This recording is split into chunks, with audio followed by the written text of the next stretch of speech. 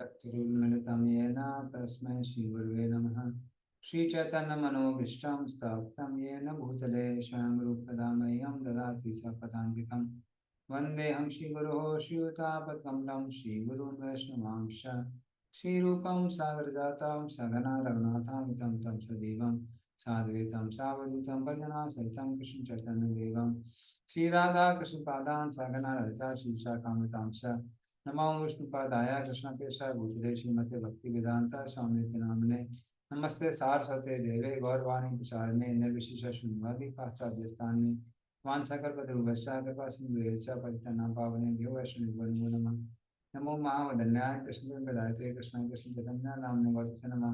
हे कृष्ण करुणा सिंधु दीनबंधु जगत्पते गोपसुते नमस्ते नमस्ते तप्त कांचन गौरांगी श्री राधे वृंदावनेश्वरी विष्णुसुते देवी प्रणमामि हरिप्रिये निवासाय नित्य परमात्मा ने बल सुभद्राम राम जगन्नाथाय ते नमः। जय श्री कृष्ण चैतन्य प्रभु नित्यानंद श्री अद्वैत सरस्वती गौरवती हरे कृष्ण कृष्ण कृष्ण हरे हरे हरे राम राम राम हरे।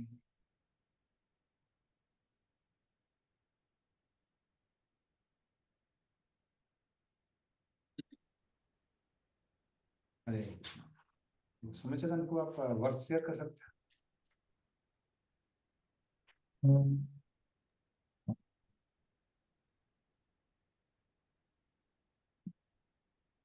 ओके, तो 19 नंबर अध्याय परस्कंद श्लोक नंबर 4 श्लोक नंबर 6। तो अभी तक हम देख रहे थे कैसे अब परीक्षित महाराज ये सुनने के बाद में कि 7 दिन बाद उनकी मृत्यु हो जाएगी, अभी वो उसके लिए प्रिपेयर कर रहे हैं। इस प्रिपेयरिंग फॉर दैट। यावेल सच्री तुलसी विमिश्र कृष्णांग्रि रेणु अवधि काम्बु नेत्री पुनाति लोकान उभयत्र शेषान कस्ताम न सेवेत मरिष्यमाणः। पढ़िए इसका अर्थ। हरे कृष्ण। यह नदी गंगा, जिसके किनारे राजा उपवास करने बैठे थे, अत्यंत शुभ जल धारण करती है। इसमें भगवान के चरण कमलों की धूल तथा तुलसी दल मिश्रित रहते हैं। अतः यह जल तीनों लोकों को भीतर बाहर से पवित्र बनाता है और शिवजी तथा अन्य देवताओं को भी पवित्र करता है। अतः जिसकी मृत्यु निश्चित हो उसे इस नदी की शरण ग्रहण करनी चाहिए। हरे कृष्ण। हमारे इसका तात्पर्य पढ़िए। तात्पर्य। महाराज परीक्षित 7 दिनों के भीतर अपनी मृत्यु की सूचना पाते ही तत्काल गृह जीवन से निवृत्त हो लिए और यमुना नदी के पवित्र तट पर चलते गए। सामान्यतः ये कहा जाता है कि राजा ने गंगा नदी के किनारे शरण ली थी, लेकिन श्री जी गोस्वामी के अनुसार राजा ने यमुना तट पर शरण ली थी। भौगोलिक स्थिति की दृष्टि से श्री जी गोस्वामी का कथन अधिक सटीक प्रतीत होता है। महाराज परीक्षित अपनी राजधानी हस्तिनापुर में वास करते थे, जो वर्तमान दिल्ली के निकट स्थित है, और यमुना नदी इस नगर के पास से होकर बहती है। स्वाभाविक है कि राजा यमुना नदी के तट पर शरण ग्रहण करेंगे, क्योंकि नदी उनके महल के द्वार से होकर बह रही थी। और जहाँ तक पवित्रता की बात है, यमुना नदी गंगा नदी की अपेक्षा भगवान कृष्ण से अधिक प्रत्यक्ष रूप से संबंधित है। भगवान ने इस जगत में अपनी दिव्य लीलाओं के प्रारंभ से ही यमुना नदी को पवित्र बनाया। जब उनके पिता वसुदेव बालक कृष्ण को लेकर यमुना पार करके मथुरा से गोकुल ले जा रहे थे, तो भगवान इस नदी में गिर पड़े थे और भगवान चरण कमलों की धूलि का स्पर्श पाकर वो तुरंत ही पवित्र हो गई थी। यहाँ पर विशेष उल्लेख है कि महाराज परीक्षित ने उस विशेष नदी की शरण ग्रहण की जो सुंदर ढंग से बह रही थी और तुलसी दल से मिश्रित भगवान के चरण कमलों की धूलि लिए जा रही थी। भगवान कृष्ण के चरण कमलों पर सदैव तुलसी दल चढ़े रहते हैं। अतः जो ही उनके चरण कमल गंगा तथा यमुना नदी के जल को स्पर्श करते हैं, तो ही नदियां पवित्र हो जाती है। लेकिन भगवान ने गंगा की अपेक्षा यमुना का ही अधिक स्पर्श किया। वह पुराण के अनुसार, जैसा कि श्री जीव गोस्वामी ने उद्धृत किया है, गंगा तथा यमुना नदिया के जल में कोई अंतर नहीं है, किंतु जब गंगा का जल 100 गुना पवित्र हो जाता है तो वह यमुना कहलाती है। इसी तरह शास्त्रों में कहा जाता है, विष्णु के 1000 नाम राम के 1 नाम के बराबर है और राम के 3 नाम कृष्ण के 1 नाम के तुल्य है। हरे कृष्णा। हरे कृष्ण। तो हम देखते हैं यहाँ पे कि प्रभुपाद बता रहे हैं कि कैसे गंगा और यमुना दोनों बहुत महत्वपूर्ण नदियां हैं। गंगा जो है वो चलता फिरता चरणामृत है भगवान का, और यमुना जो है सवरा पुराण में गाया गया है और जीव गोस्वामी ने बताया है कि वो 1000 गुना ज्यादा शुद्ध करने वाली है, क्योंकि वो कृष्ण ने उसमें क्या किए हैं, लीलाएं की हैं। और हालांकि बाद में गंगा में चैतन्य महाप्रभु भी लीला करते हैं, उस तरह से गंगा भी बहुत ऑस्पिशियस है। और यहाँ पर ये चर्चा चलती रहती है कि महाराज परीक्षित ने किसका आश्रय लिया, गंगा का लिया है या यमुना का लिया, क्योंकि यमुना जो है वो हस्तिनापुर के बहुत पास है, या फिर इंद्रप्रस्थ के बहुत पास है, दिल्ली के पास। तो नॉट हस्तिनापुर, हस्तिनापुर तो आपका मेरठ के पास पड़ता है, बट इंद्रप्रस्थ, इंद्रप्रस्थ जो है वो यमुना से बहुत पास पड़ता है। तो इसलिए जीव गोस्वामी बोलते हैं कि महाराज परिचित ने यमुना का आश्रय लिया, भले ही इस श्लोक में गंगा लिखा हुआ है। तो इस तरह से भगवान ने बहुत सारे आश्रय बनाए हुए भक्तों के लिए, आध्यात्मिक आश्रय। तो जीवन में कितनी भी विषम परिस्थिति क्यों ना आ जाए, हम इन सब में से किसी एक दो या सभी आश्रयों का आश्रय ले सकते। जैसे जो भक्त लोग कलकत्ता में है अभी, तो कलकत्ता में गंगा बहती है।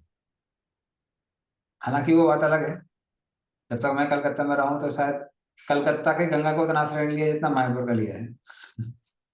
मायापुर में जाके गंगा में ज्यादा स्नान किया है, कलकत्ता के बाबू घाट में बहुत कम स्नान किया है, वहां पर उतना स्नान नहीं किया। तो कभी पानी हट जाते तो वहां स्नान करते थे।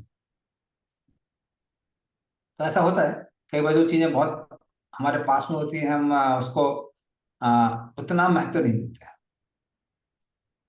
जैसा कि प्रभुपाद बता रहे थे कि कलकत्ता में भी गंगा बहती है, लेकिन कलकत्ता के लोग वहां पे जाके हरिद्वार जाके हर की पौड़ी में स्नान करके आते हैं।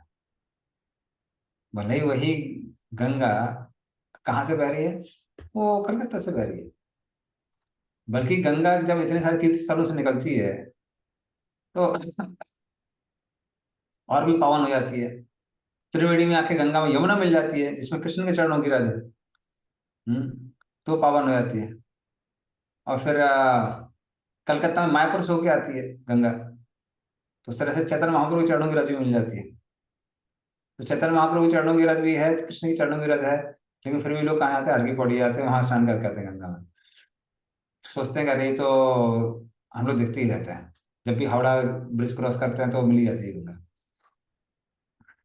तो ये जनरली हमारी मानसिकता रहती है, जो चीज हमारे पास उपलब्ध है उस पर उसको हम उतना महत्व नहीं देते हैं। जैसे कुंभ के समय हमारे बहुत सारे भक्त लोग स्नान करने गए थे, अच्छी बात है।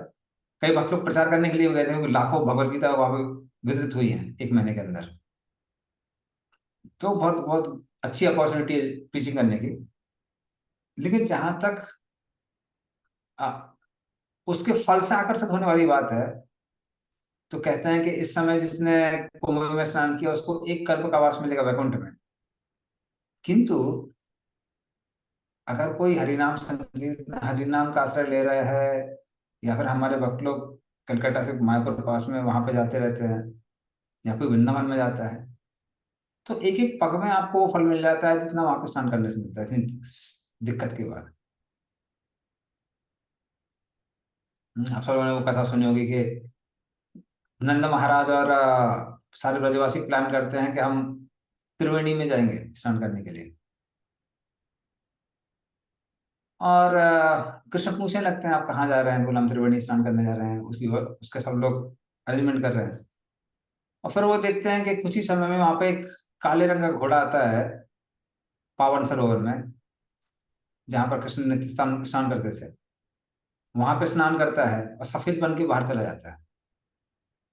तो नंद महाराज पूछते कि कौन घोड़ा है, क्या है। हाँ, तो पता चलता है कि वो घोड़ा कौन है, वो प्रयागराज है, जो घोड़े के रूप में आए थे। प्रयागराज में सब लोग इतना ज्यादा पाप छोड़ के जाते हैं कि वो काला हो गया था, और वो शुद्ध होने के लिए कहाँ आता है, पावन सरोवर आता है। और जब नंद महाराज ऐसा सुनते हैं, नंद महाराज सारा प्लान कैंसिल कर देते हैं। जब इतना पावन स्थल वृंदावन के अंदर है, तो हम वृंदावन के बाहर क्यों जाए। तो इसलिए कई बार जो चीजें हमको मिलती हैं, उसको हम उतना महत्व नहीं देते हैं। तो जो प्रभुपाद ने हमको मौन प्रोग्राम दिया है, जब दिया है, श्रीमद् भागवतम दी है, चैतन्य चरितमृत दी है, ये श्योर शॉर्ट प्रोसेस है भगवत धाम जाने की। लेकिन उसको हम लोग क्योंकि नित्य करते रहते हैं, कई बार हम उस पर उतना उसको महत्व नहीं देते हैं। वरना एनओडी में अगर आप पढ़ेंगे हरिनाम की महिमा, तो स्तब्ध रह जाएंगे कि हमको क्या मिल रहा है, या डीटी वर्षिप की महिमा, तब स्तब्ध रह जाएंगे हमको क्या मिल रहा है। इसलिए जो हमको नित्य मिल रहा है वो ज्यादा महत्वपूर्ण है, क्योंकि उसको पहली बात तो हम डेली कर रहे हैं, हमारे आचार्यों ने दिया हुआ है, और आचार्यों ने सारा शास्त्रों का सार निचोड़ के उसको डिजाइन किया है। नाना शास्त्र उच्चारने का निपुणो, सद्धर्म संस्थापक, लोका नाम हितकारिणो त्रिभुवने कल्लु। इस तरह से गोस्वामी ने सारे शास्त्रों का सार निचोड़ के फिर उस शास्त्रों में दिया हुआ है, जो हमारे पास गौड़ी वैष्णव शास्त्र है। ठीक है, नेक्स्ट श्लोक है।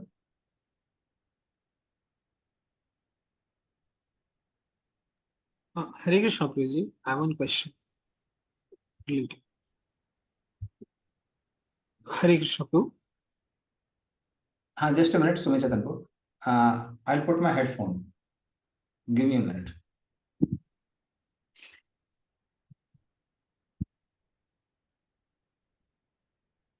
हाँ, ये Sumit चतन।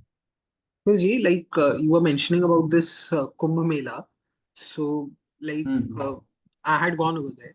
So, one thing like what you were mentioning is that what we are practicing in our daily Krishna consciousness and what the acharyas have given us is definitely higher, like that way. Like, but what happens is that because we are doing that every day, sometimes we start taking it cheaply, and then when we go to such events, and then like it's like kind of a surcharge for us, like when you go over there, you see so many people, they are walking, they are like so many people with so much of faith, and like most of them are like very ordinary simple people, and so then like that helps us in building the faith on, like, not only faith like in our Krishna consciousness, but faith in general, like like okay, like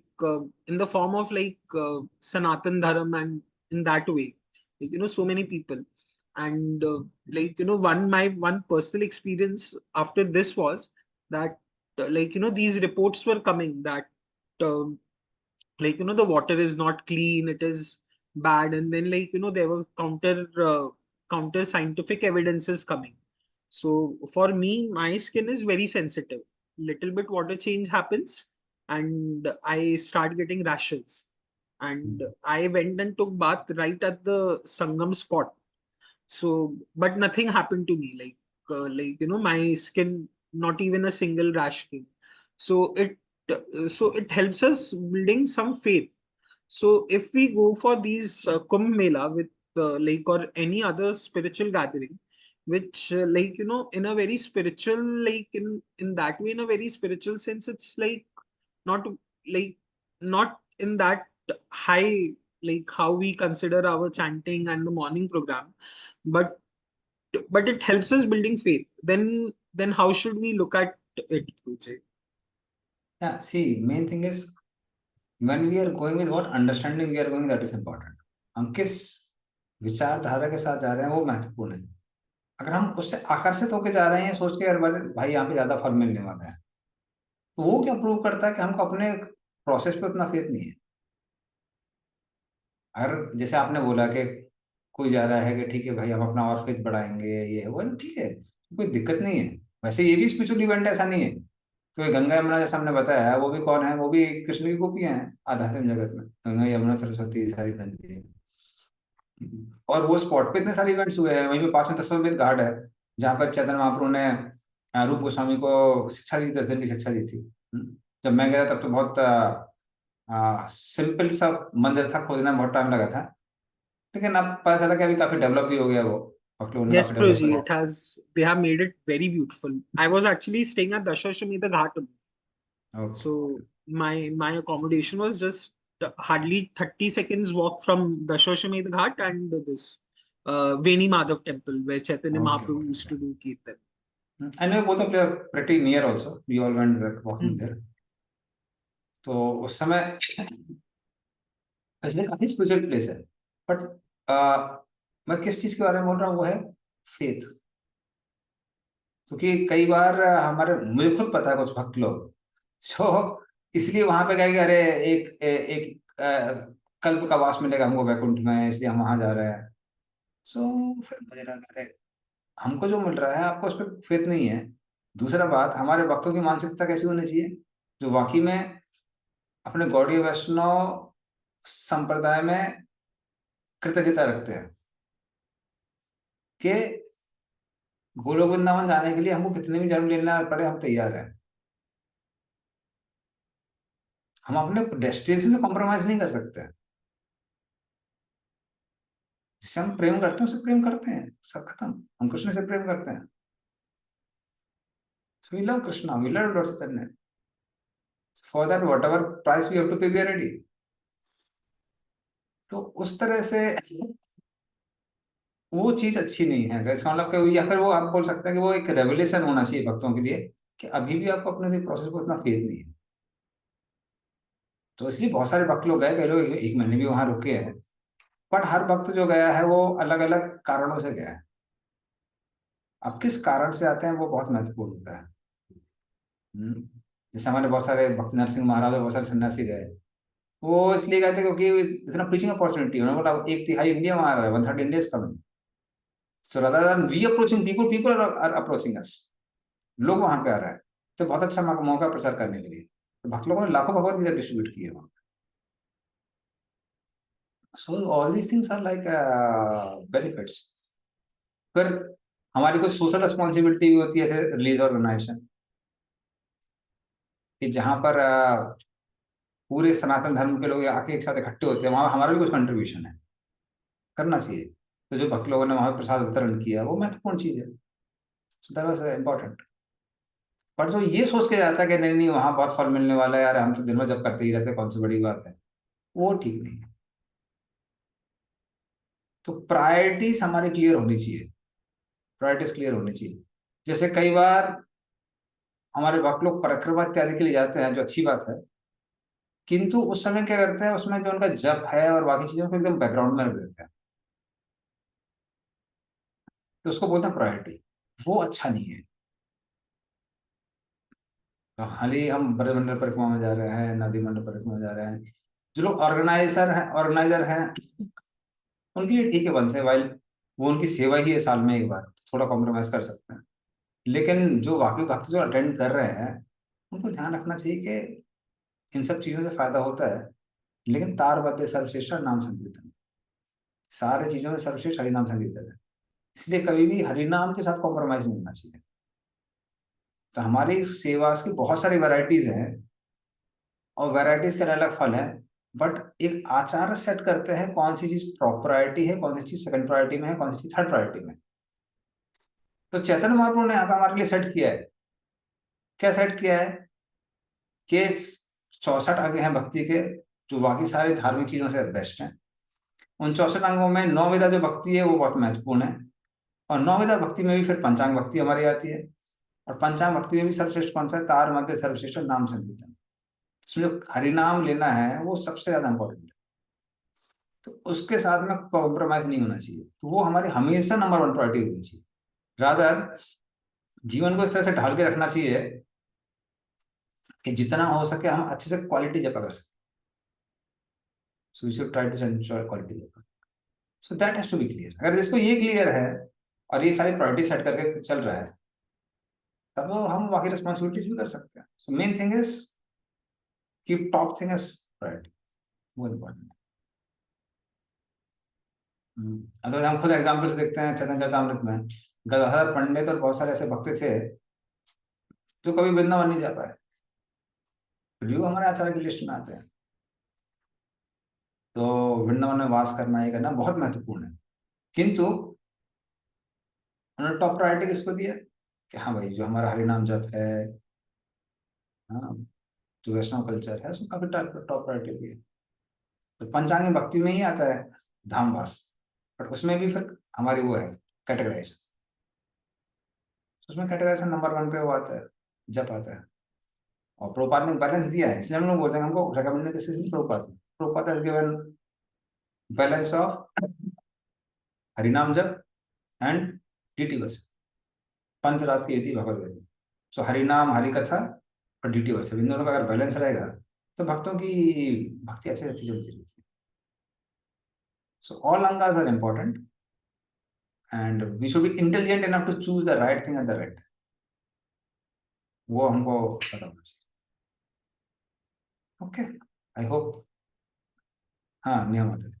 प्रभु जी, deity worship और chanting में balance होना चाहिए, लेकिन deity worship के तो अलग अलग स्टैंडर्ड्स हैं. जो लोग बहुत अटैच्ड होते हैं डीटी से, वो लोग तो रोज भगवान के पोशाक चेंज करते हैं, बहुत कुछ सेवा करते हैं. और जैसे फॉर एग्जाम्पल मेरा अपना केस ले तो आई चेंज द पोशाक एवरी एकादशी. बाकी सब करते हैं, लेकिन कुछ कुछ माता जी प्रभु जी का अटैचमेंट जिस लेवल का डीटी वर्शिप में होता है वैसा नहीं है.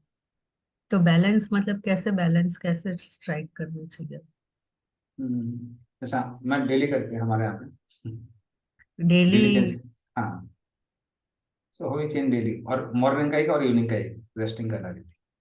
अच्छा. सो सो वो क्यों फॉलो करते हैं, क्योंकि धीमे धीमे कोशिश करनी चाहिए कि हम जितना ज्यादा पर्सनल रिलेशनशिप बना सके भगवान से उतना बेटर है. We should treat deities like they are Krishna actually, या फिर दे आर गॉड.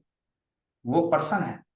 तो जितना ज्यादा हम लोग इनिशियल डेज में, ठीक है हमारी जो प्रैक्टिकल डिफिकल्टीज हैं वो हमको उतनी अलाउ नहीं कर रहे हैं, पर धीरे धीरे हमारा एक गोल होना चाहिए कि हम जितना उनसे पर्सनली डील कर पाएंगे उतना अच्छा. जैसे बिगनिंग में हम लोग क्या बोलते हैं कि ठीक है आप प्याज लहसुन मत खाइए, वो एक बहुत बड़ा गोल होता है. अब जब वक्त लोग एकदम एक्स्ट्रा हो जाते हैं कि प्याज लहसुन नहीं खाना है, तो फिर हम उनको बोलते हैं नहीं नहीं, जो ऑफर्ड है वही खाना है. तो फिर ऑफर करते हैं, फिर धीमे धीमे और बोलते हैं कि नहीं नहीं, जो ऑफर्ड है वही खाना है, बाहर का कुछ नहीं खाना. तो वो थोड़ा सा और स्टैंडर्ड हाई होता है. और फिर उसके बाद में फिर जब और स्टैंडर्ड बढ़े जाते हैं तो फिर वक्त को क्या बोलते हैं कि you have to treat Krishna like a person, not like a food purifier और कर्म प्यूरिफायर. ऐसा नहीं है कि भगवान को ऑफर करने से काम लोग कर्मों से मुक्त हो जाते हैं, इसलिए हम ऑफर कर रहे हैं. हम क्यों ऑफर कर रहे हैं? क्योंकि वो एक व्यक्ति है. तो ऐसा नहीं है कि एकदम गर्मा गर्म खौलता हुआ दूध लाकर उनको दे दिया, उसको ठंडा करके वो करके हम एकदम एक पर्सन की तरह ट्रीट करते हैं. तो बेसिकली डीटी वर्शिप है या फिर चैंटिंग है, ये सब हमको एनकरेज करता है भगवान के साथ एक पर्सनल संबंध बनाने का. तो इसीलिए कोशिश करनी चाहिए. एक्चुअली डीटी बहुत बड़ा माध्यम है भगवान के साथ पर्सनल रिलेशनशिप बनाने की. आइडियली जपा के साथ भी ऐसे होना चाहिए, क्योंकि holy name is not different from Krishna, वो कृष्ण से अभिन्न है. उनसे भी हम उनको प्रार्थना कर सकते हैं, अपना हार्ट रिवील कर सकते हैं, and we can treat them like a person. लेकिन कई बार वो क्या होता है कि वो भक्तों के लिए थोड़ा मुश्किल होता है. तो उसलिए क्या है, पंचरात्र की विधि है. पंचरात्र की विधि में वो अपॉर्चुनिटी हमारे पास उनके साथ पर्सनल डीलिंग करने में. तो हम अपना हार्ट रिवील कर सकते हैं डीटीज को, उनको एकदम ध्यान से प्रसाद देना, देखभाल करना, देखना कि वो कंफर्टेबल है कि नहीं. इवन जब उनको सुलाते हैं, क्योंकि हम लोग जब मंदिर में थे तो कुछ चीजें सीखी थी. So then we massage their feet कि हाँ ये भगवान के चरण हैं, भगवान दिन भर से नृत्य कर रहे थे, अभी उनको दर्द हो रहा होगा ना, पैर दबाते हैं उनके, फिर उनके हाथ दबाते हैं कि भगवान ने सबको आशीर्वाद दिया है, तो उनके हाथ दर्द कर रहे होंगे ना. वो दिन भर भगवान के भक्तों के वेलफेयर के बारे में सोचते रहते हैं, उनका सर दर्द कर रहा होगा, उसके सर को दबाते हैं. तो वो सब चीज क्या होता है कि पर्सनल रिलेशनशिप बनता है भगवान के साथ. तो एक बहुत गोल्डन अपॉर्चुनिटी है वो। तो इसलिए मैं बोल रहा हूँ कि ये एटलीस्ट हमारा गोल होना चाहिए। वो भले हम अभी कर पा रहे हैं, हमारे करंट सर्कमस्टांस उसको अलाउ कर रही नहीं कर रही है, बट एक गोल होना चाहिए, क्योंकि वो बहुत इंपॉर्टेंट अपॉर्चुनिटी है भक्ति करने का। देखिए, जो साधारण लोग डीटी वर्शिप करते हैं बाकी वैदिक कल्चर में, उनका गोल अलग होता है। उनका गोल होता है सत्वगुण में स्थित होना। तो इसलिए उनकी प्रायोरिटी क्या रहती है? उनकी प्रायोरिटी रहती है कि एकदम साफ सफाई रखना है, सारे नियमों का पालन करना है। उससे क्या व्यक्ति सत्वगुण के स्तर पे आता है और उनका गोल अचीव हो जाता है उससे। तो वो साधारण डीटी वर्शिप है। लेकिन जो हम लोग पंचरात्र की विधि फॉलो करते हैं, उसका गोल है भगवान के साथ एक पर्सनल संबंध स्थापित करना। तो वो प्रायोरिटी एकदम अलग हो जाती है, ये प्रायोरिटी अलग हो जाती है, इसमें जमीन आसमान का अंतर है। उनका गोल अलग है, हमारा गोल अलग है। हमारा गोल मात्र सत्वगुण में आने का नहीं है, हमारा गोल है भगवान के साथ एक पर्सनल संबंध बनाने का। और रियली जो मुझे फील हुआ है कि अगर हम भगवान से पर्सनल संबंध बनाते हैं, भगवान भी पर्सन की तरह रेसिप्रोकेट करते हैं। लेकिन प्रभु जी मेरे केस में ऐसा एक चैलेंज है कि जो मेरे विग्रह है वो टचवुड काफी भारी है, मतलब हाँ। काफी भारी है। तो और मुझे बहुत सीवियर बैक पेन है, तो मेरे लिए पॉसिबल नहीं है रोज सेवा उस तरह से करना, क्योंकि बहुत एग्जॉस्टिव है वो मेरे लिए। तो तो उस केस में क्या कर सकते हैं? फिर एक मानसिक तरीका भी होता है उनको विश्राम कराने में। ओके, हाँ उनका बेड सजाते हैं, वो सब करते हैं, फिर मेंटली उनको सुलाते हैं। हाँ, वो बेड मेंटल वो रोज रात को बेड लगाते हैं और रोज वो मानसिक तो सुलाते हैं। मानसिक, अगर मानसिक कर रहे हैं तो आपको सेम फल मिलेगा। फल मतलब, देखिए, फल का मतलब यहाँ के पर्सनल संबंध बनेगा भगवान से, हाँ हाँ, तो वो या जैसे इमोशंस आ जाता है। कृष्ण कृष्ण की किताब पढ़ते हैं वो हम्म। सोने सुलाने के टाइम यस, उनके यस। पास, वैसे करते हैं। लेकिन रोज वो अभिषेक करना या रोज आई हाँ, डोंट वो दिए। बिलीव एवरी डे या ड्रेस देम। हम्म। वो मैं कह रहा हूँ प्रैक्टिकली जो पॉसिबल है वो आप करिए। लेकिन गोल याद रहना चाहिए। गोल क्या है? We have to make personal decision, treat him like a person, not like food purifier ये वो। हाँ। हाँ, तो वो एक लिमिट है, वो अलग लिमिट है। और वो जो भी प्रैक्टिकल है, प्रैक्टिकल है, वो हम कर सकते हैं। जैसे गुड है, अभी हम उनका डेली स्नान नहीं करा सकते। हम्म, इवन जगन्नाथ का ऐसा नहीं है कि डेली अभिषेक होता है, साल में एक बार अभिषेक होता है। हम्म, और फिर उसके बाद में फिर उनकी ड्यूटीज वगैरह भी पेंट होती है टाइम टू टाइम। सो वो प्रैक्टिकलिटी हमको देखनी पड़ती है। But we have to remember one thing, ये बहुत अच्छी अपॉर्चुनिटी है भगवान का एक पर्सनल रिलेशनशिप बनाने की। वो गोल नहीं भूलना चाहिए। अदरवाइज क्या होता है, कुछ भक्तों को मैंने देखा है कि एक भक्ति मेरे से कुछ साल पहले पूछ रहे थे, कुछ साल पहले नहीं, इवन कुछ दिन पहले पूछ रहे थे। वो कह रहे थे कि प्रभु, इतने साल हो गए प्रैक्टिस करते करते, more than decade has passed, but I don't have any personal feelings for Krishna. तो फिर मैंने उनको बोला कि आप कितनी बार भगवान के सामने आके प्रार्थना करते हैं, कितनी बार उनसे हार्ट शेयर करते हैं, कितनी बार उनकी पर्सनल सेवा करते हैं ड्यूटीज की। सो जब तक वो नहीं करेंगे, तो तब तक वो डिवोशनल फीलिंग नहीं आएगी। फिर वो क्या बन जाता है, एक ऑफिशियल ब्रांड बन जाता है कि हमको नियम पूर्वक इसको करना है। वो मैकेनिक। ड्यूटी, हाँ, वो ड्यूटी प्लेटफॉर्म तक जाएगा, पर ड्यूटी से लव तक रेज नहीं होगा। वो करना है तो उसके लिए एफर्ट डालना पड़ता है, कुछ ऑटोमेटिक नहीं होता है। तो हरिदास ठाकुर अलग थे। वो हरिदास ठाकुर की अगर आप देखेंगे तो पद्धति जिस तरह से वो चैंटिंग करते थे, उस तरह से कोई पर्सनल रिलेशनशिप बिल्ड कर सकता है। बट कई बार डिवोटीज की इतना हिम्मत ही नहीं होती वो सब करने का। फर्स्ट लेवल और के ये है कि आप देखेंगे कैसे हरिनाम कृष्ण से अभिन्न है। फर्स्ट लेवल है। जब आपको वो रियलाइज हो जाता है, तब आप उनके रूप पे भी मेडिटेट करते हैं और फिर उसके बाद देखते हैं कि कैसे हरिनाम कृष्ण से अभिन्न है और वो उनका रूप भी है। Then you realise the form. तो वो उस तरह से स्टैंडर्ड्स जा रहे हैं, we make that personal decision. लेकिन अगर वो नहीं हो रहा है, then we take at centre of daily worship also. हम डीटीज की भी सर्विस करते हैं और फिर उस तरह से हम पर्सनल रिलेशनशिप एस्टेब्लिश करते हैं, बट प्रैक्टिकली। तो बैठे के बाद तो फिर तो एक ही दिन सेवा हो पाएगी आपकी। एक दिन उठाएंगे भगवान को, बस खत्म। तो वो पॉसिबल नहीं है। सिर्फ प्रैक्टिकली उस केस में we can just keep them at rest mentally. Hmm. Thank you. तो अभी आगे चलते हैं।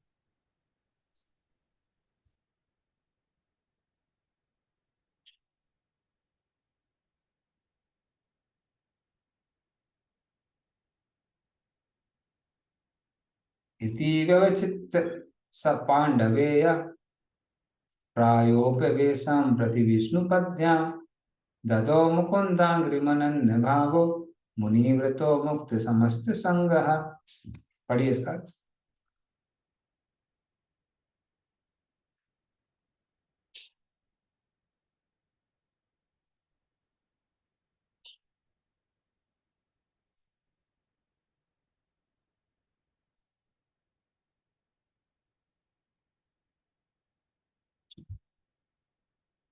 लोग के पास है हिंदी? इंग्लिश में पढ़े प्रभु जी? ठीक है, इंग्लिश में पढ़ लीजिए। अच्छा मैं पढ़ूं? हरे कृष्णा। हाँ पढ़िए पढ़िए तो बना।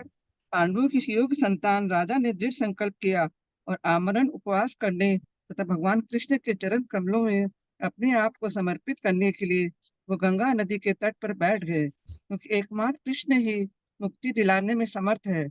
इस प्रकार उन्होंने अपने आप को समस्त संगतियों तथा आसक्तियों से मुक्त करके मुनि का व्रत स्वीकार किया।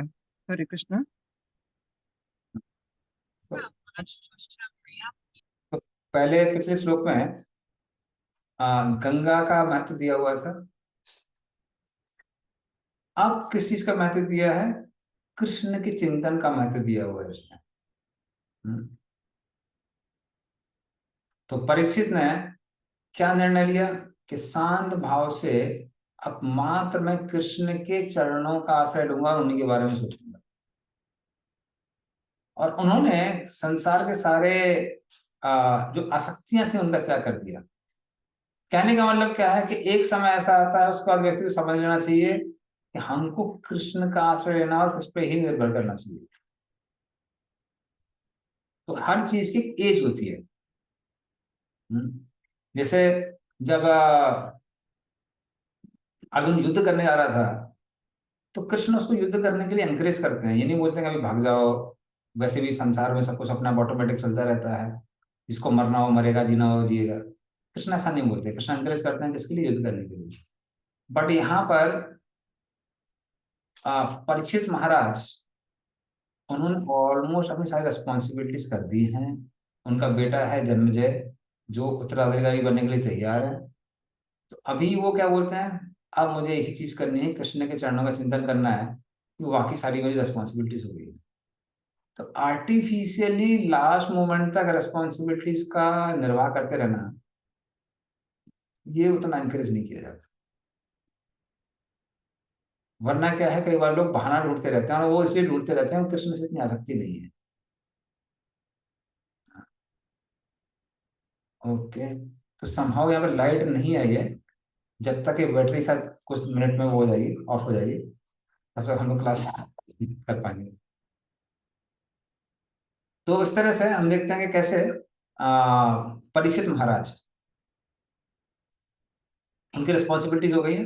अभी वो निर्णय लेते हैं कि हम सिर्फ कृष्ण का चिंतन करेंगे, बाकी आर्टिफिशियली कुछ और रिस्पॉन्सिबिलिटी नहीं आ सकता। ये नहीं कि अभी हमारे जन्मदिन की शादी हो जाए तो अच्छा है, फिर उसके बच्चे हो जाए तो अच्छा है, फिर उसके बच्चों के बच्चे हो जाए, फिर उनकी शादी हो जाए, वो कोई एंड नहीं है उसको। अगला श्लोक।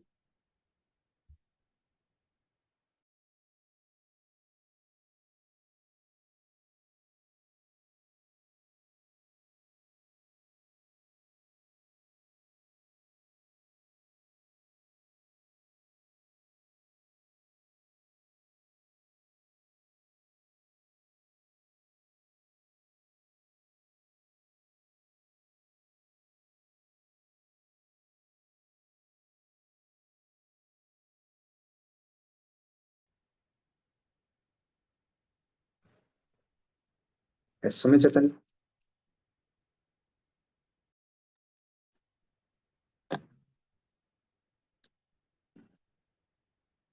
तत्रोपजग्मुर्भवनं पुनाना महानुभावा मुनया शिष्याः प्रायेण तीर्थाभिगमापदेश स्वयं ही तीर्थानि पुनन्ति सन्तः।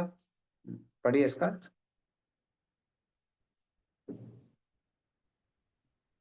हरे कृष्ण। मैं पढ़ूं प्रभु? हाँ पढ़िए पढ़िए। जी प्रभु। उस अवसर पर बड़े बड़े मेधावी विचारक अपने शिष्यों के संग एवं अपनी उपस्थिति के द्वारा तीर्थ स्थानों को निश्चय ही पवित्र करने वाले मुनिगण तीर्थ यात्रा के बहाने वहां आ पहुंचे। उस तरह से सारे मुनियों को भी पता चला कि परीक्षित महाराज अपना शरीर त्यागने वाले हैं। तो उनको मालूम था कि विष्णु विराट है। भगवान विष्णु ने इनको या भगवान कृष्ण ने माता के गर्भ में ही इनको दर्शन किए दिए। तो जब इतने महान भक्त शरीर छोड़ने वाले, तो 100% एक चीज गारंटेड है कि वो कहाँ जाने वाले हैं, भगवत धाम जाने। और जब वो भगवत धाम जाने वाले हैं, पक्का वहां कृष्ण की चर्चा होगी। तो बहुत सारे संत वहां पर इकट्ठे हो गए। ऑफकोर्स सब लोग उसमें भक्त नहीं थे, कुछ ज्ञानी भी थे, योगी भी थे, कर्मयोगी भी थे, वो लोग भी थे। किंतु वो सबके सब किस लिए एकत्रित हुए?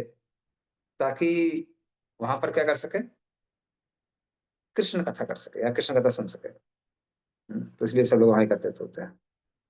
Okay. और पहले जमाने में जो बड़े बड़े संत लोग थे करते थे। क्यों करते थे?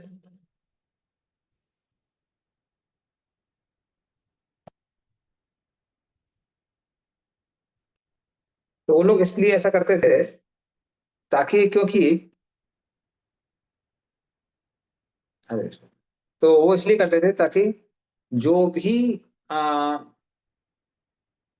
संत लोग हैं, सबके सब कहाँ जाते हैं? वो धाम पे जाते हैं, तीर्थ यात्रा के लिए जाते हैं। जैसे मान लीजिए, अगर कई बार लोगों को अकेले मदिरा पान करने में बड़ा डर लगता है, उनको मालूम है कि लीवर खराब हो जाएगा, फेफड़े खराब हो जाएंगे वो, तो इसलिए वो कहाँ जाते हैं? मधुशाला जाते हैं, क्योंकि उनको मालूम है कि वहां पे और भी बेवड़े मिल जाएंगे, सबके साथ में दारू पिएंगे, कोई दिक्कत नहीं है, हम अकेले नहीं मरेंगे, ग्रुप में मरेंगे। तो इस तरह से सब लोग प्रतिज्ञा लेते हैं, इसलिए वैसी जगह जाते हैं। उसी तरह से साधु संतों को पता होता है कि अगर हम तीर्थ यात्रा में जाएंगे, पक्का वहां पे कुछ और साधु संत मिलेंगे। जब और साधु संत मिलेंगे, तब हम उनके साथ कृष्ण कथा कर सकते हैं, कृष्ण की चर्चा कर सकते हैं। इसलिए उनको पता था कि परीक्षित महाराज अगर अपना शरीर छोड़ने वाले हैं, तो वो भगवान के महान भक्त हैं, पक्का वहां पे और भी भक्त आएंगे और कृष्ण की कुछ तो चर्चा होगी। तो सब लोग अपना पोटली बांध के सब लोग चल दिए वहां पे। किसके नाम पे? तीर्थ यात्रा के नाम पे। नेक्स्ट श्लोक।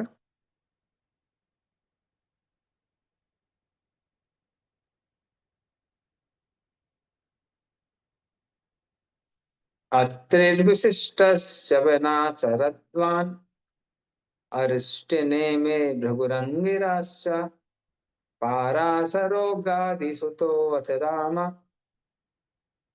उत्तत् इन्द्रा प्रमदेद्मवाहो मेधातिथिर्देवरष्टिषेणो भारद्वाजो गौतमा पिप्लादः मैत्रेय और वह कवशास कुंभयोनिर्द्वैपायनो भगवान नारदश्च। तो कौन कौन आया उसकी लिस्ट यहाँ दी हुई है, पढ़िए इसको।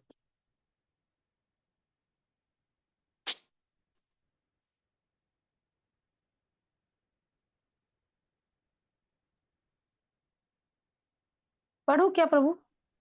हाँ जी, पढ़िए।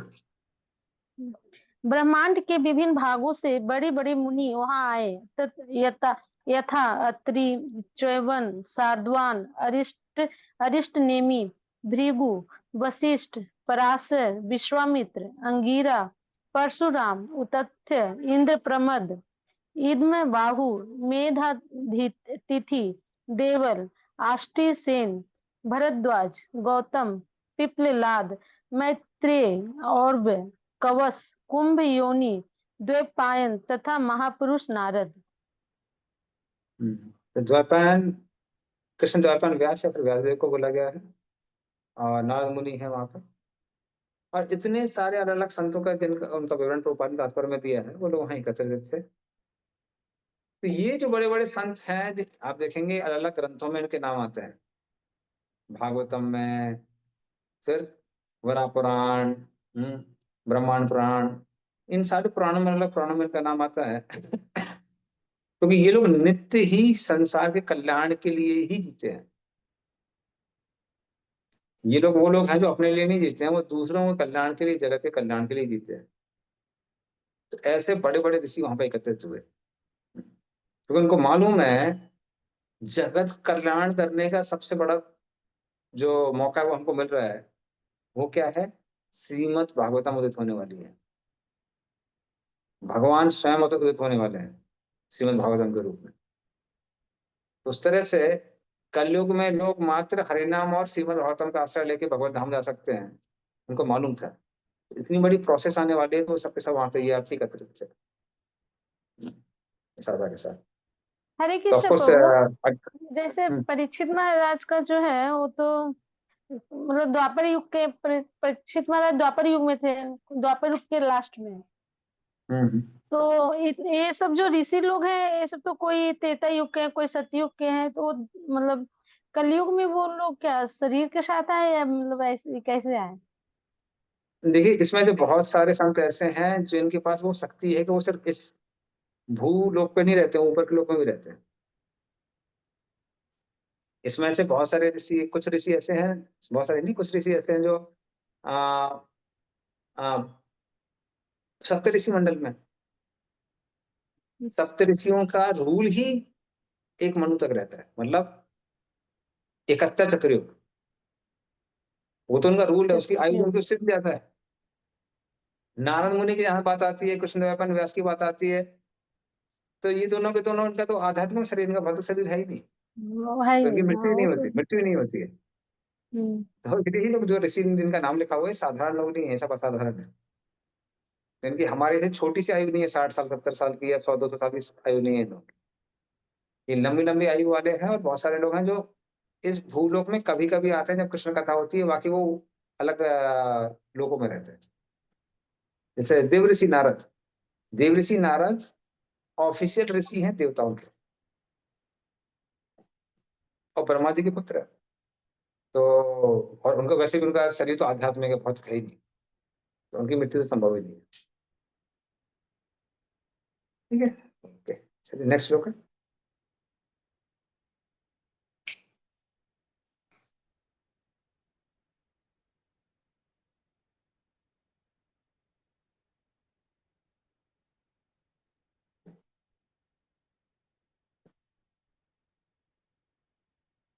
अन्ये च देवर्षि ब्रह्म ऋषिवर्या राजऋषिवर्या अरुणादयश्च नानार्षये प्रवरान् समेतान् अभ्यर्च्य राजा शिरसा ववन्दे। पढ़िए इसका अर्थ।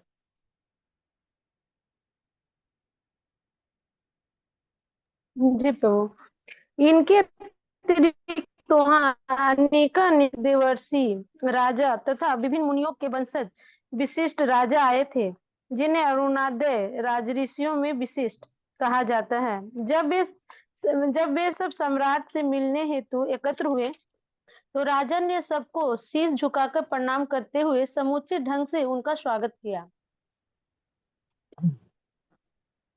इस तरह से परीक्षित महाराज ने क्या किया, उस जो पहले नाम थे, उसके अलावा बहुत सारे जो भक्त थे वो वहां पे आए थे, और उन्होंने सबका आदर सम्मान किया। उन सबको वहां पर आमंत्रित किया, और इस तरह से अपने राज्य में सबको कृष्ण कथा करने का एक मौका दिया। नेक्स्ट।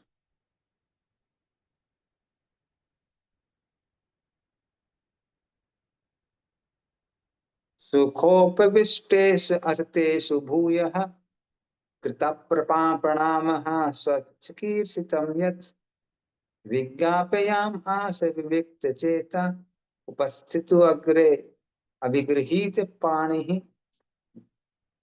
पढ़िए इसका अर्थ। जी प्रभु, जब समस्त ऋषियों तथा अन्य मनुष्यों ने सुख पूर्वक आसन ग्रहण कर लिया, तो उनके समक्ष हाथ जोड़कर खड़े हुए राजा ने आमरण व्रत करने का अपना संकल्प बतलाया। अब उन सारे ऋषियों के समक्ष राणा राजा अपनी प्रतिज्ञा बताते हैं, और अब वो उनसे पूछ रहे हैं कि जो हमने निर्णय लिया है वो उचित है या अनुचित है। तो ये महत्वपूर्ण चीज है, जैसे मैं बता रहा था कि अगर आप किसी एक एक प्रोसेस के बारे में पढ़ेंगे, खासकर भक्ति रसामृत पढ़ेंगे, सिंधु पढ़ेंगे, जब 64 अंगों का विवरण आता है उनकी महिमा का भी गान आता है, पर एक एक अंग को जब महिमा पढ़ेंगे ना, लगेगा अरे इससे सर्वश्रेष्ठ कुछ हो नहीं सकता है, उससे सर्वश्रेष्ठ कुछ हो ही नहीं सकता है। तो सुन सुन के आपको लगने लगा नहीं नहीं, ये करना चाहिए। अगर कोई आदि एक ही अंग पढ़ेगा तो वो एक ही अंग करने लगेगा, बाकी सब छोड़ देगा। इतनी महिमा का वर्णन किया गया उसमें। तो इसीलिए इस युग में हमारी परिस्थिति में क्या प्रैक्टिकल है क्या प्रैक्टिकल नहीं है, वो हमको अपने आचार्यों से सीखना चाहिए। इसलिए मैं बोल रहा था ना कि हमको वो पद्धति फॉलो करनी है जो हमारे आचार्यों ने दी है, वो हमारी नंबर वन प्रायोरिटी है। उसके बाद में एक्स्ट्रा हम कुछ कर रहे हैं तो फिर कोई दिक्कत नहीं है। हम्म। एक प्रॉपर गाइडेंस में चीजें होनी चाहिए, अन्यथा आ, हम लोग यूं ही भटकते रहेंगे। खासकर वो भक्त लोग हैं जो क्या करते हैं, इनसे भी सुन लिया उनसे भी सुन लिया ना, ये यूट्यूब में ये बाबा से सुन लिया वो बाबा सुन लिया। हो सकता है वो बोनाफाइड भी हो, नॉन बोनाफाइड छोड़ दीजिए। उसमें भी कई बार होता है, क्या होता है, चित्त भ्रमित हो जाता है। इसलिए हो जाता है क्योंकि उनके आज एक व्यक्ति के आचार्य ने जो पद्धति दी हुई है वो आ, अपने उसके आचार के हिसाब से बताएंगे, दूसरे व्यक्ति अपने आचार के हिसाब से बताएंगे, तीसरे अपने आचार के हिसाब से बताएंगे। अरे भाई आपने भी तो एक आचार ग्रहण किया, उससे तो सुनिए, उनकी प्रायोरिटी सुनिए। तो फिर लोग कंफ्यूज होकर फिर यहाँ वहां भटकने लगते हैं, ये करते हैं कभी वो करते हैं, कभी ऐसा करते हैं वैसा करते हैं, फिर अंडा बदला कुछ नहीं करते, या फिर पूरी तरह से इस तरह से घूमते रहते हैं। जैसे वो ऐसा हो जाता है जैसे मान लिया आप 100 कुएं खोद रहे हैं और फिर एक से ही पानी निकल रहा है। एक ही जगह कुआं ऐसे जब खोदते रहिए तो उससे पानी निकलेगा। हम्म, इसलिए फिर वो एक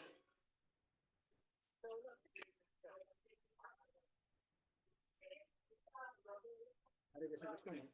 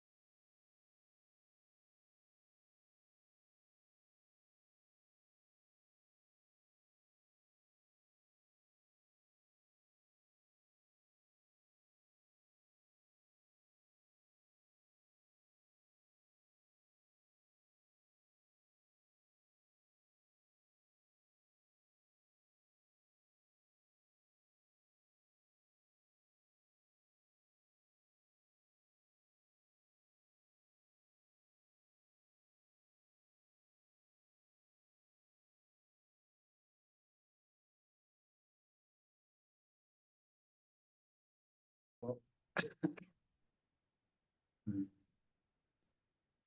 तो इस तरह से पद्धति के बारे में बता रहा था कि अपने आचार्य से सुनने पे पद्धति मिलेगी। और यहाँ पर जहाँ तक परीक्षित महाराज की बात आती है, वो अपने आप में राजर्षि हैं, खुद पांडवों से गाइडेड हैं। लेकिन जब इतने सारे संत आए हैं तो उन सबसे सलाह लेना चाह रहे हैं कि आप सब लोग मिलकर निर्णय लीजिए कि मुझे जो मैं कर रहा हूँ वो सही है कि नहीं है, या फिर आगे मुझे क्या करना चाहिए। नेक्स्ट श्लोक।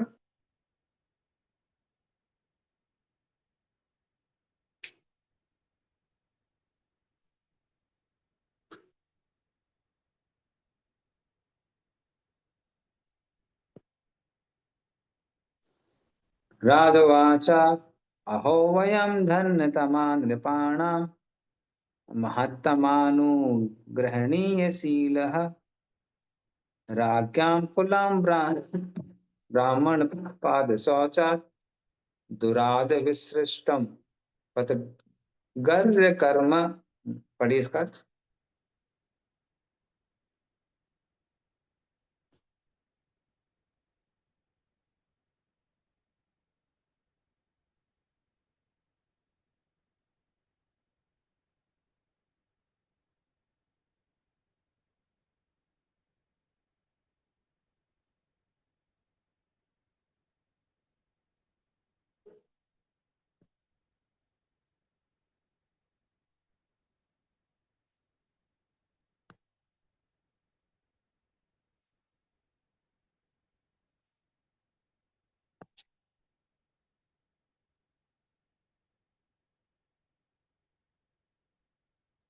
हरे कृष्णा। वरना इंग्लिश में पढ़ सकते हैं, ड्यूटीज के पास वो नहीं है। प्रभु जी पढ़े। हाँ पढ़िए पढ़िए। The fortunate king said, "Indeed, we are the most grateful of all the kings who are trained to get favors from the great souls. Generally, you sages consider royalty as refused to be rejected and left in a distant place." धन्यवाद। तो यहाँ पर परीक्षित महाराज क्या कह रहे हैं? वो कह रहे हैं कि जहां तक हम राज ऋषियों की बात आती है, हम लोगों को पता सिखाया जाता है कैसे बड़े बड़े साधु संतों का सम्मान करना चाहिए और उनकी आज्ञा का पालन करना चाहिए। लेकिन जहां तक आपके जैसे साधु संत जो कि वैरागी हैं, उनका प्रश्न आता है, तो वो लोग राजा या राजे से संबंधित जो बड़े बड़े अधिकारी होते हैं, बहुत धनी व्यक्ति होते हैं, उनसे संबंध नहीं रखते हैं, उनसे वार्तालाप नहीं करते हैं, क्योंकि वो उनको विषयी समझते हैं। तो उनको लगता है कि इनके पास में जाएंगे तो लोग भौतिकवादी बातें करेंगे और हमारे मानसिकता भी अफेक्ट कर देंगे। जी, आपके जैसे बड़े साधु लोग हैं, वो हम जैसे लोगों से बात नहीं करते हैं। और उसके लिए उन्होंने क्या किया, एक उपमा दी है। वो उपमा का विस्तार प्रभुपाद ने किया, क्योंकि लोगों को वो उपमा भी समझ में नहीं आई। उपमा तब समझ में आती है, उपमा किस लिए दी जाती है? आपको जो समझ में आता है उससे आप वो चीज रिलेट कर पाए जो आपको नहीं समझ में आता। तो वैदिक कल्चर में कल्चर के ऐसा प्रभुपाद बताते हैं कि लोग खाते घर में थे और मलमूत्र त्यागते थे दूर में। हाँ, कहीं दूर में जाके, खेत में जाके कहीं वो उसको त्यागते थे। आजकल लोग बाहर खाने जाते हैं और मलमूत्र घर में त्यागते हैं। कल्चर उल्टा हो गया है। तो प्रभुपाद कहते हैं ये वैदिक कल्चर नहीं है। वैदिक कल्चर क्या है कि हालांकि ये कन्वीनियंट होता है, घर में आपके अटैच टॉयलेट बाथरूम है। अभी जो लोग होटल भी ढूंढते हैं तो सबसे पहले ये देखते हैं कि अटैच टॉयलेट बाथरूम होना चाहिए। तो लेकिन वैदिक कल्चर क्या है कि मलमूत्र त्यागने के लिए दूर जा देते हैं। उसको एनालॉजी बना के, उपमा बना के फिर प्रभुपाद समझाते हैं, या फिर या सुखदेव गोस्वामी समझाते हैं कि उसी तरह से जो बड़े बड़े साधु सन्यासी होते हैं, वो हम जैसे राजाओं को उस मलमूत्र की तरह समझते हैं और उसको दूर रखते हैं।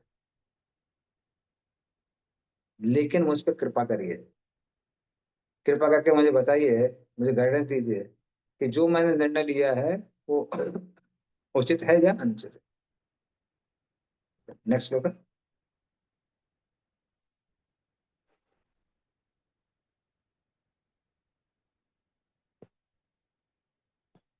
तस्यैव मे अघस्य परावरेशो व्यासक्त चित्तस्य गृहे सवीक्ष्णम् निर्वेद मूलो द्विजशाप रूपो यत्र प्रसक्तो भयमाशु धत्ते। पढ़िए इसका अर्थ। हरे कृष्णा। आध्यात्मिक तथा प्राकृतिक जगतों के नियंता भगवान ने ब्राह्मण शाप के रूप में मुझ पर अत्यंत कृपा की है। गृहस्थ जीवन में अत्यधिक आसक्त रहने के कारण मुझे बचाने के लिए भगवान मेरे समक्ष इस तरह प्रकट हुए हैं कि मैं भयवश अपने आप को संसार से विरक्त कर लूं। हरे कृष्णा। धन्यवाद। तस्य मे अगस्य परावरेशो व्यासक्त चित्तस्य गृहेषु वीक्षण निर्वेद मूलो द्विजशाप रूपो यत्र प्रसक्तो भयमाशु धत्ते। अच्छा, इसका वो भी पढ़िए तात्पर्य।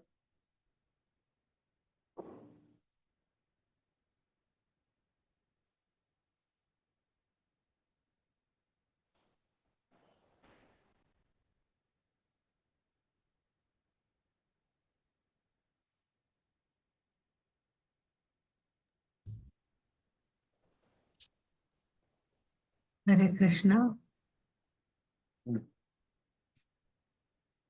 महाराज अरे परीक्षित पढ़िए पढ़िए पढ़िए। Maharaj Parikshit, although born in a family of great devotees, the Pandavas, and although securely trained in transcendental attachment for the association of the Lord, still found the allurement of mundane family life so strong that he had to be detached by a plan of the Lord. Such direct action is taken by the Lord in the case of a special devotee.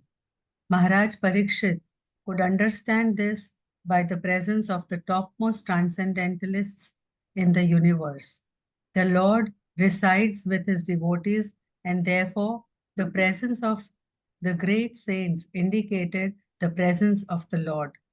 The king therefore welcomed the presence of the great rishis as a mark of favor of the Supreme Lord. और हम यहाँ पे परीक्षित महाराज की कृतज्ञता देख सकते हैं।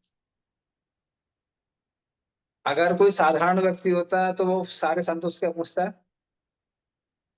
कह रहे जिंदगी भर हमने भगवान की सेवा की,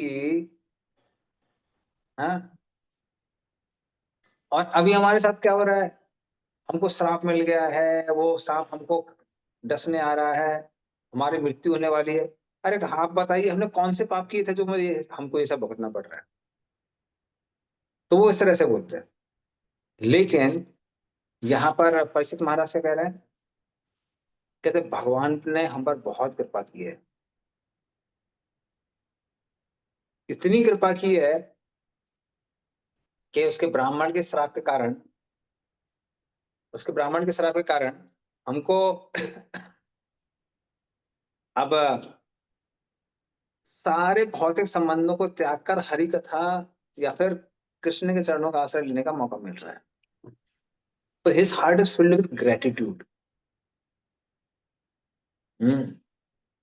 हालांकि प्रभुपाद एक लेसन निकाल रहे हैं, वो ये बोल रहे हैं कि नहीं वो इतने भक्त होने के कारण साथ भी वो आसक्त थे, इसलिए आसक्ति तोड़ने के लिए भगवान ने ऐसा किया। ऐसा नहीं था, किंतु ये उनकी नम्रता को दर्शा रहा है कि वो इतने नम्र हैं कि वो कृतज्ञता के कारण बोल रहे हैं कि नहीं नहीं नहीं नहीं, भगवान ने बहुत कृपा की है मेरी, और इसीलिए अब क्या है, अब मुझे आपके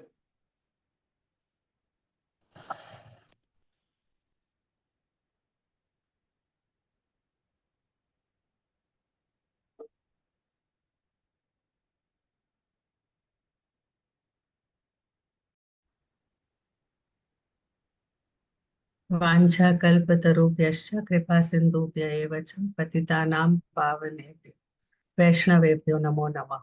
श्रील प्रभुपाद की जय, श्रीमद् भागवतम की जय। निताय गौर प्रेमानंद हरि हरि बोल।